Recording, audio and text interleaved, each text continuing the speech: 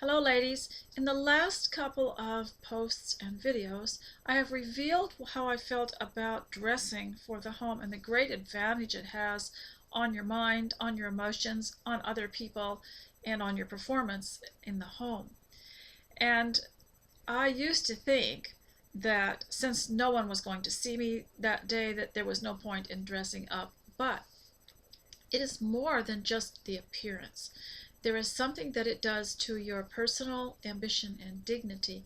And when working at home became more prevalent, there was a list that went around about how to perform your job at home from your typewriter or your computer with great efficiency. And one of the things that was suggested was that people get up and get dressed as though they were going to work.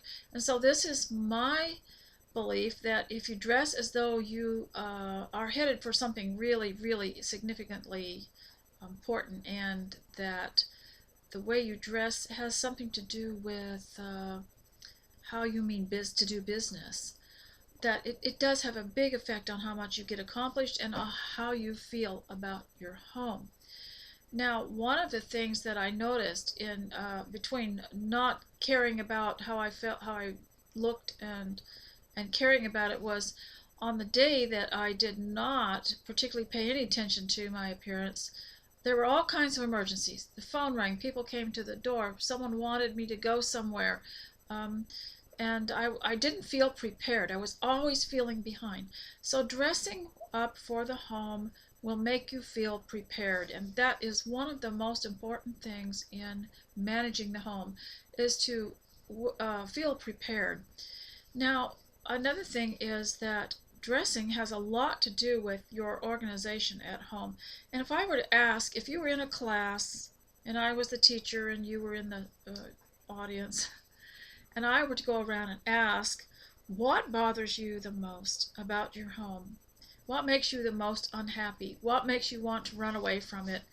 One of the things would be that things aren't organized, things aren't repaired, I can't find anything, I don't like the look of the house, it's unpleasant. And that's just to name the physical things that you can change. That's not talking about the way people act in the home. We'll manage that later. Right now, let's do what we can do that we have control over. And so dressing well for the home does not mean wearing clothes that can't take the wear and tear of homemaking. So you wouldn't dress in fabrics that are made for just going out or dressing up or posh things. You wouldn't do that.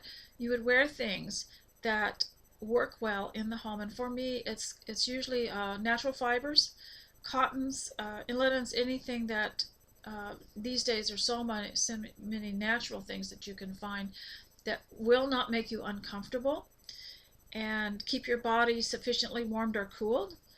So I would suggest, in my opinion, cottons and aprons, cotton aprons too.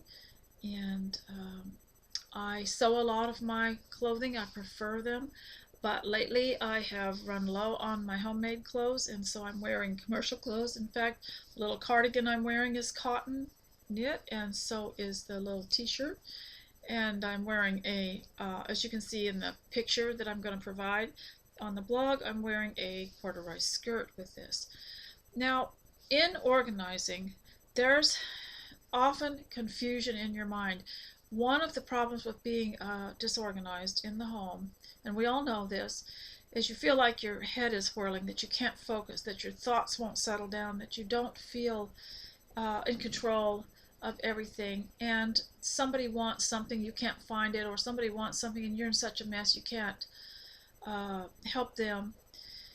And so what I would suggest you do is, first of all, take care of the daily work. Make sure the sink is clean, make sure the dishes are done, that food is prepared, that the floor is swept, that the laundry is done, and that the trash is put out. Those things are so important. And the clutter, if you can pick up the clutter so no one will fall on the floor. And if the outer look is good, then you worry about digging deeper later on. For example, like me, you may have changed out one room to another and transpose them. And everything is in a big pile, as though someone took a great big spoon and stirred it all up like a salad.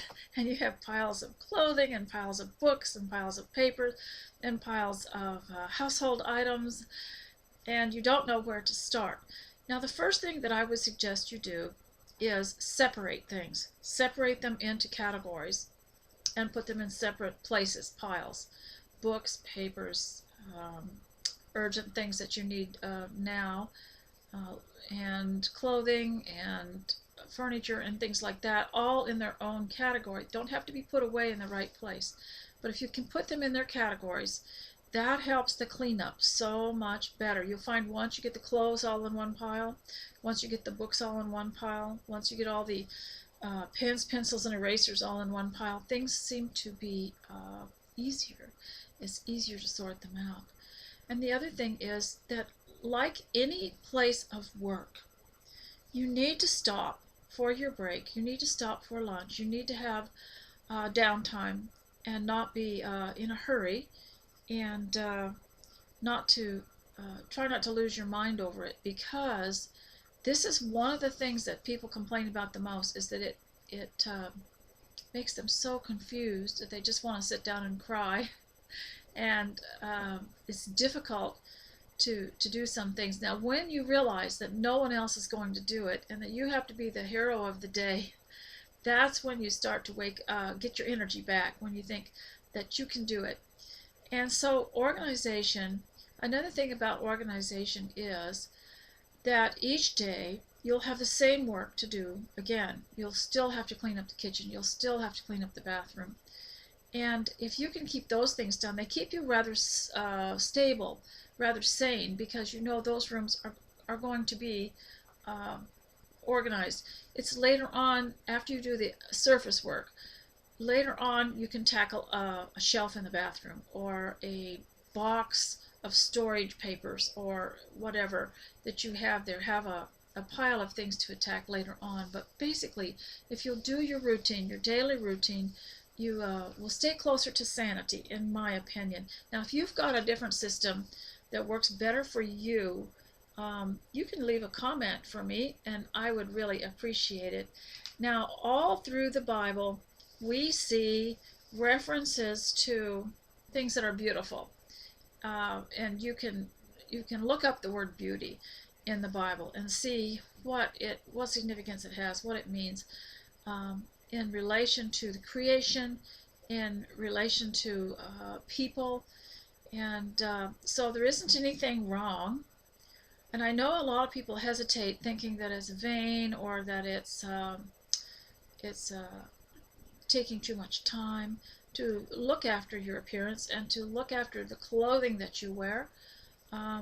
But it is important, and it will put you in a totally different frame of mind. It's the frame of mind that says, I'm dressed up for something important today, and this is an important place to be. And so you're showing self-respect. And you know, this is interesting. You hear all this stuff, we've rejected it for years, where it's talking about books and classes talking about loving yourself. Well, in a sense, I think the Bible teaches that you have to have some respect for yourself, because the Bible says love your neighbor as yourself. So if you have any self-respect at all, and you dress up and you care about what other people have to see, even in the home, then you're going to have the same kind of respect and care for your neighbor. So I think that's really, really important. And it's not conceited. In fact, it's very humble. You're saying the other person is more important than you, and so you want to dress up for them. And also, you do it for your own respect and your own performance. So I have started a new habit, and that is to get up a little earlier than everybody else, because it gives me an advantage over them, and then I can take my time getting dressed, and I feel like I'm ready for the world. But in order to do that, the new habit ahead of that I've developed is to get to bed a little earlier, and that's pretty hard to do if you've stayed up late most of your life.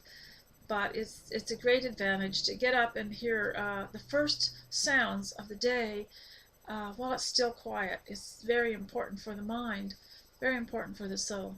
So until we meet again, I hope you will leave me a comment, and thanks for visiting this blog, and see you next time.